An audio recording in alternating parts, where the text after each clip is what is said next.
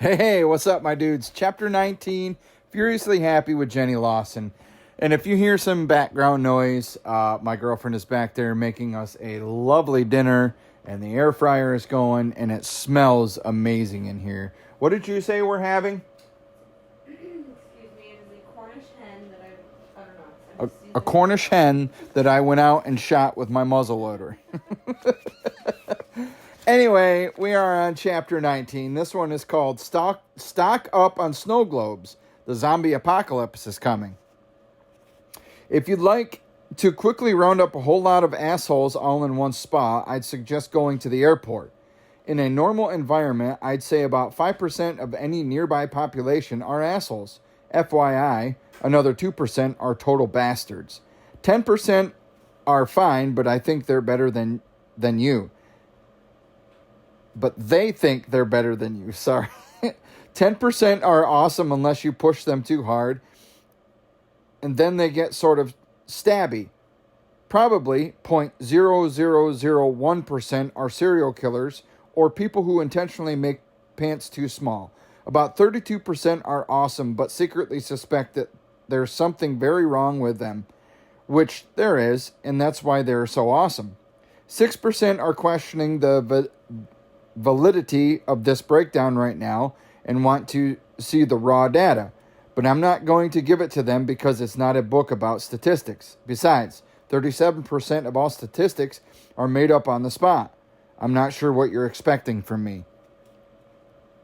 As I was saying before I was rudely interrupted by math, in a normal environment, about 5% of the population are assholes. Go to an average airport and suddenly the asshole population leaps exponentially. You might disagree and point out that you never see any assholes in your airport, but that's usually a pretty good indication that you might be one of them. Sorry. I don't really blame you though, as it seems to be out of your hands. And believe me, I can relate. Whenever I have to do story problems, I turn into small burrowing animal, and I often find myself hiding in a cupboard. So I'm not judging you, except that I sort of am, because my hiding from math in cupboards hurts no one, except possibly the cupboards. Whereas people being assholes on planes makes me want to poke them with large sticks. It's such a strange phenomenon. People who, outside of airports, might normally hold open doors or stop their cars for crossing ducklings, will suddenly be fine with plowing down elderly women and kicking small children out of the way in order to get their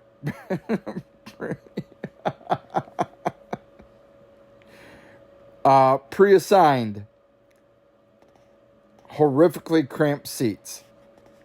They'll stand in crowds circling the boarding lane and blocking other passengers who have earlier boarding tickets than them, and will glare at anyone who tries to walk around them. A few hours later, you'll see the exact same people breathing heavily and glancing with trapped animal eyes, straining against their seatbelt the moment the plane begins to descend, and they will immediately leap up as soon as the seatbelt sign goes off in order to be the first to aggressively stand in the line of people who are not going anywhere for quite some time.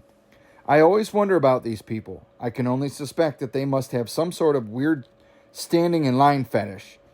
It's my personal opinion that airlines can do two things to make their air travel better for everyone.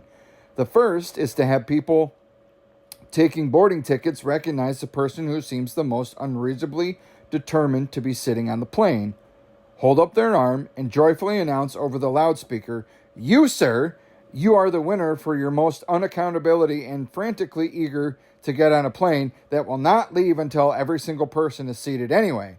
Well done, you. Can you tell us how you feel that you've won?" At least he'll realize he's being a bit douchey, laugh it off, and might calm the hell down from now on. At worst, he'll start yelling at everyone else and gets a good show. Then give him a small medal and a mild tranquilizer. Plus a mild tranquilizer for the people who has to sit next to him. And if you're handing them out, I'll take one too. In fact, mild tranquilizers for everyone. I apologize for the gender stereotyping, but in fairness, it usually is a he. And he usually is in a business suit, and he often has triple diamond status, and he occasionally, oh my God, he occasionally is my husband. Frankly, if we all had tranquilizers, that would reduce the need for the second part of my plan to make air travel less awful. There's always that one person who is making a nuisance of themselves because they're furious that their enormous bag doesn't fit.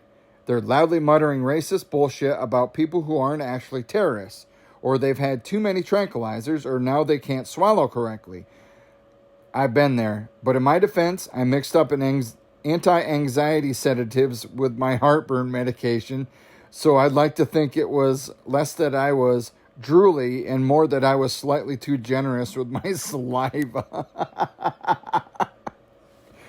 Regardless, I think it would serve everyone as a community if the flight attendants were able to whack one person per flight on the head with a piñata stick before being the stupidest damn person on the plane. It wouldn't hurt them permanently, but if it happened to them more often, they'd probably get the picture, because how else are they going to learn? This would also be helpful because I think we're all a bit stressed and judgmental on planes, and probably at one time or another, each of us would get hit with a piñata stupid stick, and it would be for a good reminder to be more compassionate towards others. Personally, I'm most likely to get whacked in the head because my anxiety disorder gets really bad on planes, and so I end up panicking a bit. Usually, I get on Twitter and tell everyone that I love them because that's about the time my anti-anxiety pills kick in and they make me super sentimental and scared, that I'm going to die. It's like taking ecstasy, but instead of having sex and going to a rave, I just want someone to stroke my hair, sing me an old Irish drinking song. Unfortunately, I always end up sitting next to people who don't know drinking songs at all and spend their time making pie charts, which is pretty much the worst use of pie ever. During my last book tour, I flew constantly, and it really fucked with my anxiety disorder, to the point where I eventually had a mild nervous breakdown, which they now refer to as vital exhaustion. For some reason, my shrink suggested that if I was going to continue traveling so much, I could look into getting a service animal expressively trained to provide emotional support to people with anxiety disorders. I considered getting Hunter S. Thermocat trained, but I remembered that he gets spontaneous nervous diarrhea every time he's in a moving car. And I'd imagine that holding a cat who seems to have explosive plane dysentery wouldn't necessarily help my anxiety so much, as it would just give me a new and horribly unsanitary, something new to be horribly and unsanitary anxious about.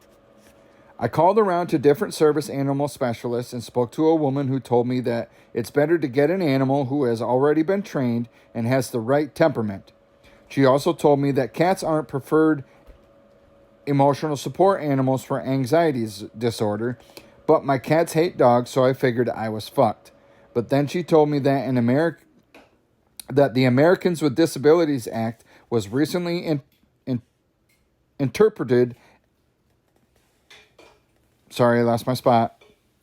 Allowing people with anxiety disorders to travel with emotional support pony on airlines.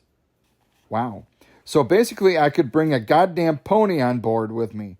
I'm pretty sure a pony wouldn't fit under my seat or in my lap, but I rather like the idea of a small medicinal horse standing in the aisle beside me while I braided his mane. Plus, Pony Danza, oh my God. Pony Danza would make a great pack animal instead of bringing suitcases. I could just put my extra clothes on him, and that way I wouldn't have to pay to check a bag. Plus, the pony wouldn't get cold because it would be wearing my pajamas. I tried to convince Victor that it was a win-win situation, but he got all shitty about having our indoor pony pet. even though I pointed out that it was from my mental illness. He responded that he had no doubt my mental illness was involved in a decision that would eventually conclude with a bunch of horses in bed with us.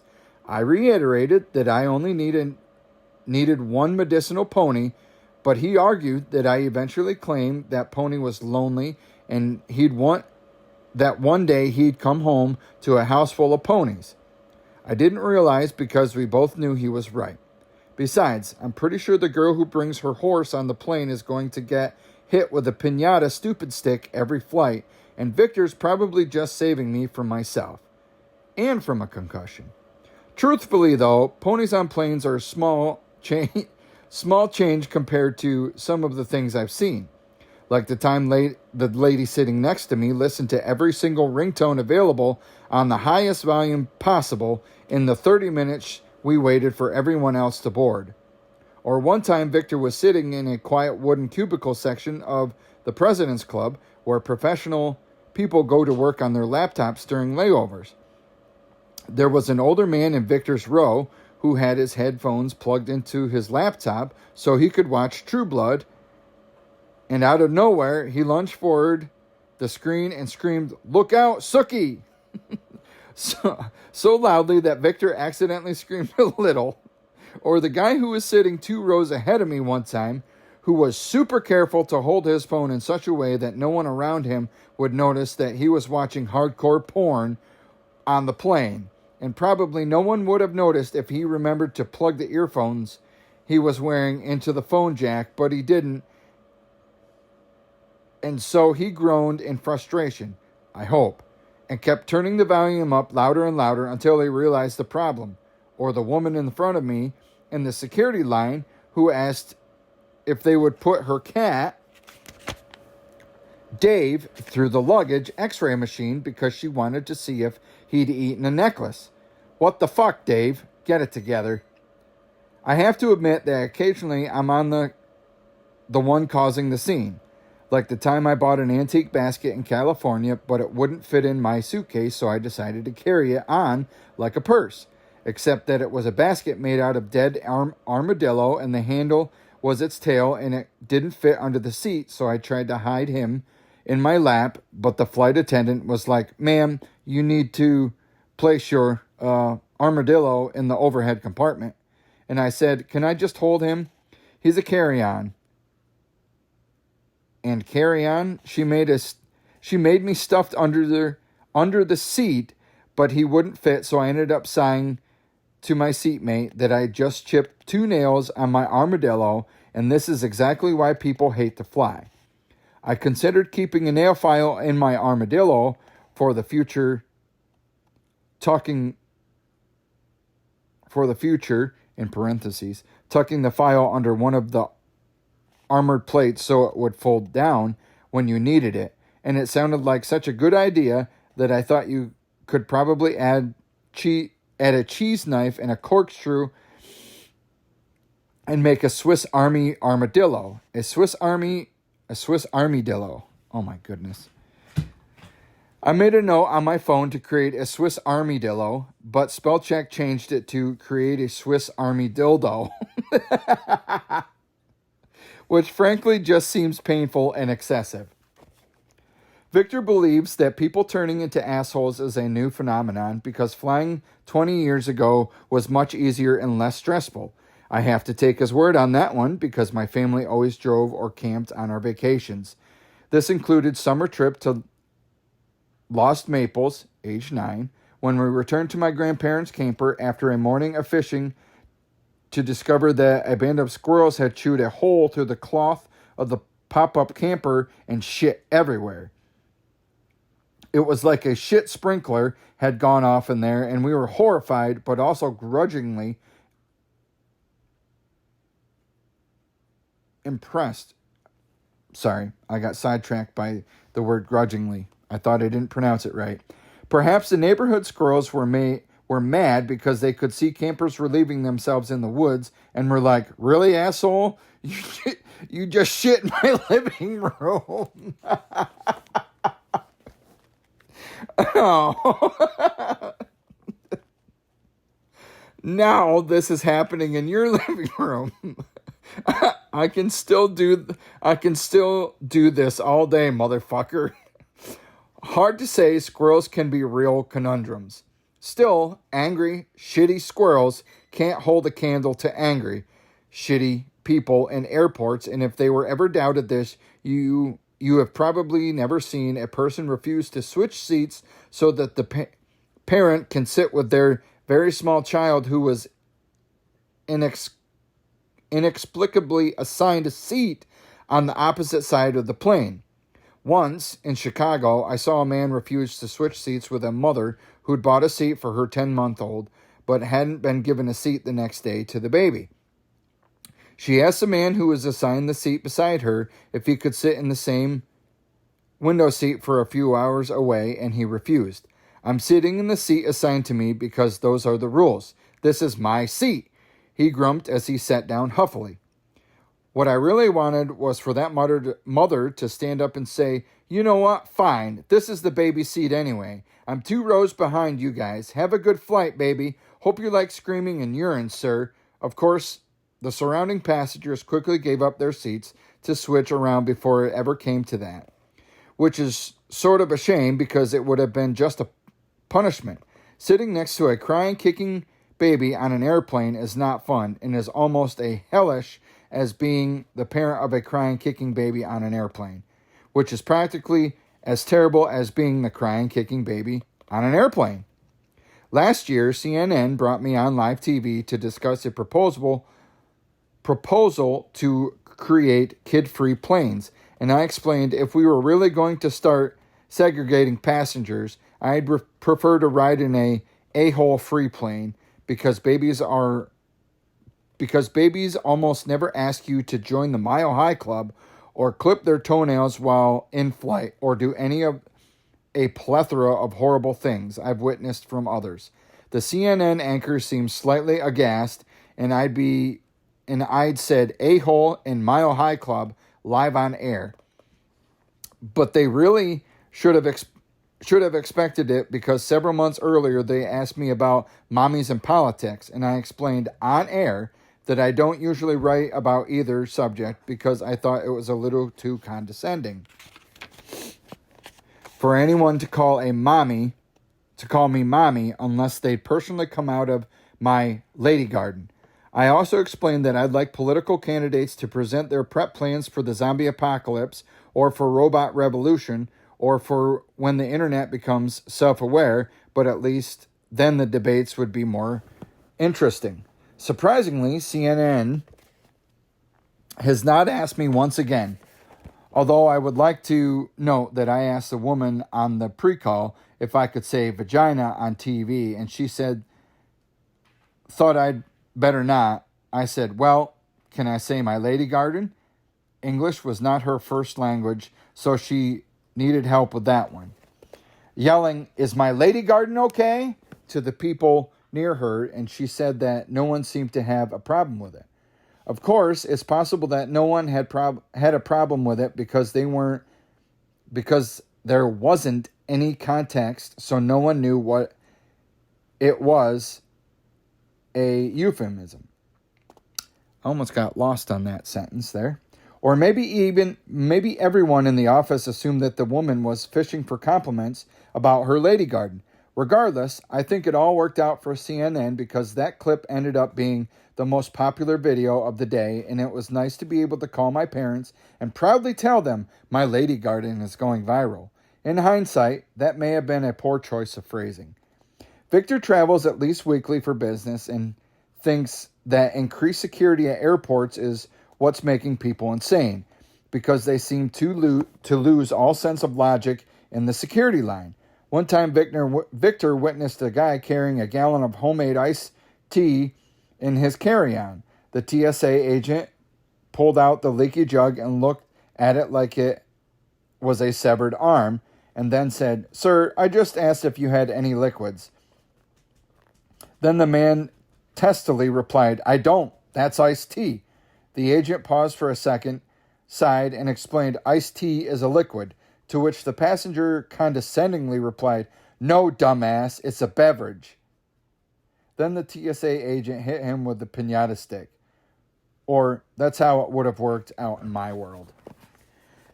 Everyone gets caught accidentally sneaking weird stuff through security sometimes, though. Our friend Jason travels with us a lot and is forever bringing inappropriate things through airports. Last month, Victor and Jason went to a conference in Vegas. Jason tried to bring through an industrial-sized jar of hair gel from Costco. It was like something from a barber college, Victor told me later. And security was like, "Sir, you're like 72 ounces over the limit." Jason just shrugged and scooped out a handful and put it in his hair for later. It was like the size of a Crisco can. You could have put both hands in there. I tried to convince Victor that Jason was probably doing this on purpose to fuck with him. Nope. He said the same thing in China last year. He told me he bought a bottle of wine and they wouldn't let him bring it on, so he angrily drank it in front of security so it wouldn't be wasted. Well, I said, that showed them. Yeah, it showed them what a drunk American looks like trying to put his shoes back on. And he did the same thing when we were in Mexico last year. Remember when we bought 2 liters of hot sauce at the airport? Yeah, that was awesome, I said, nodding. But I'm pretty sure we were all too drunk to remember we hadn't gone through security yet. Besides, isn't hot sauce a beverage? Victor glared at me, but I bet he was laughing on the inside. But in a bring this whole full circle sort of way. I'm starting to suspect that maybe the reason why people are jerks in airports is because of the zombie apocalypse. I'll explain. Have you ever noticed that all of the stuff on the posters of what you can bring into an airport terminal is pretty much exactly the same? There are a couple pictures here I'll show you guys. Exactly the same stuff that would come in really handy if a zombie apocalypse broke out. Swords, guns, grenades, meat cleavers, fire, disinfectant, booze, chainsaws. These are all things I'd want on me if there was a zombie epidemic in Terminal B. Basically, if we get attacked inside the airport, we're all fucked. So maybe people are just scared because they've been disarmed. Even the phrasing of where you're headed, the terminal, is another word for approaching immediate death. There's a picture of the goods, and then there's a picture of another thing about snow globes. Please be advised, snow globes are not allowed through the security checkpoint. Kind of silly, I know. I've only flown a couple times in my life. Back to the book. But on the plus side, airport security probably had a giant stash of brass knuckles and grenades and chainsaws that they've confiscated from people. So we could probably still arm ourselves if necessary. Side note, can you even buy brass knuckles anymore? I'd be pissed if I had to give up my brass knuckles in the airport. Those things are pricey. I often take photos of the posters showing the prohibited items you can't take through security to use on an outline for preparing my own zombie prep kit, and it's interesting how they subtly change from airport to airport.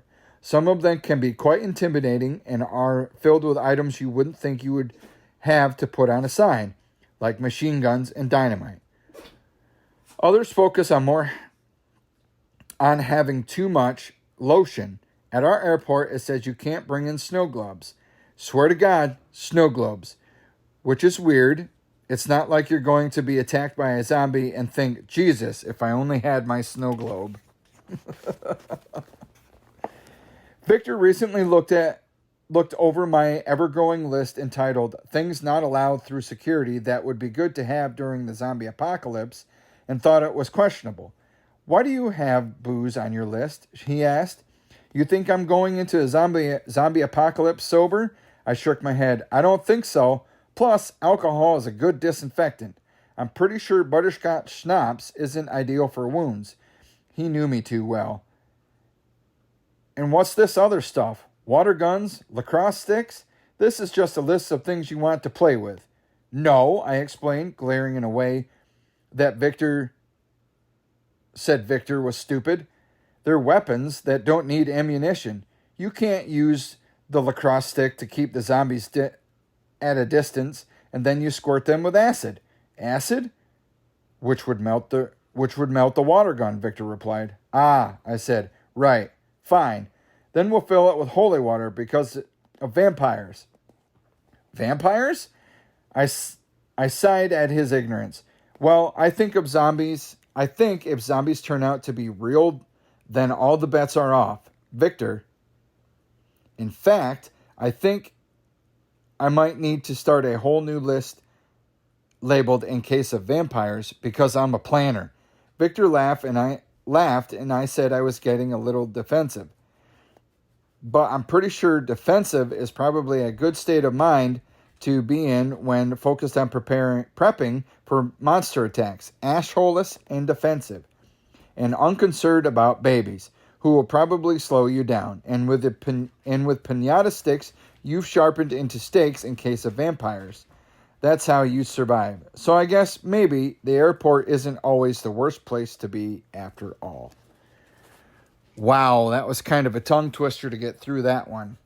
So like I've said, my eyes read ahead, but my mind says, no, you're not that far ahead. So I stutter, and I have a habit of actually looking farther down, like a real quick glaze down the paragraph, and I stutter, and sometimes I get in a good groove, and I read fast, and then I get ahead of myself. So anyway, we're approaching like 27 minutes. I've wasted enough of you guys' time. If you like chapter 19, awesome. Stay tuned for chapter 20, which is coming up soon, you guys. Thanks for listening, and I'll catch you on the next chapter.